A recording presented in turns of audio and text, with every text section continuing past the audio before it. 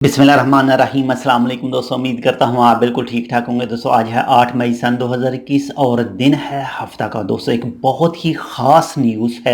आप तो जानते हो ओमान सुप्रीम कोर्ट की तरफ से कहा गया था 8 मई से लेकर 15 मई तक जो कमर्शियल एक्टिविटीज़ दिन के वक्त बंद होंगी, जिनको इजाज़त है ख़ास सिर्फ उनको ही अलाउड होगा, और जो रात का लॉकडाउन है वो शाम 7 बजे से लेकर सुबह 4 बजे तक है। और उसमें भी बहुत सारी ऐसी चीज़ें हैं जिनको इजाज़त दी गई थी जो भी एमरजेंसी हैं। इन तमाम की तफसीलात मौजूद है हमारे इस चैनल पर, आप वीडियोस देख सकते हैं। 14 से 15 दुकानें हैं जो खाने पीने वाली हैं। इसके बाद में जो ऐनक वाली दुकान है जिनको खोलने की इजाज़त है। इसके बाद में जो कुछ ऑफिस वगैरह है, कंपनियाँ हैं, बैंक हैं, फाइनेंस के मुतल्लक हैं, इनको इजाज़त है, लेकिन कस्टमर वो वसूल नहीं कर सकते। अब बात आती है मेन जिनको इजाज़त नहीं है। जो सुप्रीम कोर्ट की तरफ से लिस्ट जारी की गई थी दुकानों की, कारोबार की, और उन लिस्ट में जिनका नाम शामिल नहीं है, जैसे लॉन्ड्री वगैरह हो गया, जैसे मोबाइल शॉप हो गया, जैसे सोफ़ा की दुकानें हो गई, जैसे दूसरी चीज़ें, उन लिस्टों में जिनका नाम नहीं है।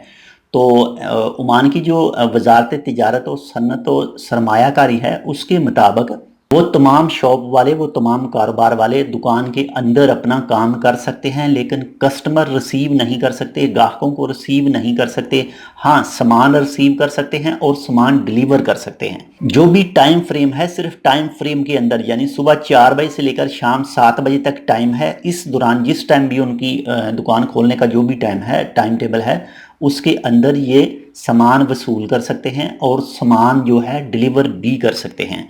तो बाकी इसके हवाले से मज़ीद कोई जैसे ही कोई अपडेट आती है तो वो भी इंशाल्लाह आपके साथ शेयर करेंगे। इस आर्टिकल के मुताबिक ओमान के तमाम जो मेन सोशल मीडिया है वहाँ पर आर्टिकल आ चुके हैं। एक छोटी सी मालूमात थी, उम्मीद करता हूँ आपको पसंद आएगी। मिलते हैं आपसे दूसरी अपडेट के साथ। अगर आपने अभी तक हमारा ये channel tech with Urdu subscribe नहीं किया तो आप इसको सब्सक्राइब कर सकते हैं मज़ीद ऐसे ही अच्छी और मालूमाती वीडियोज़ के लिए।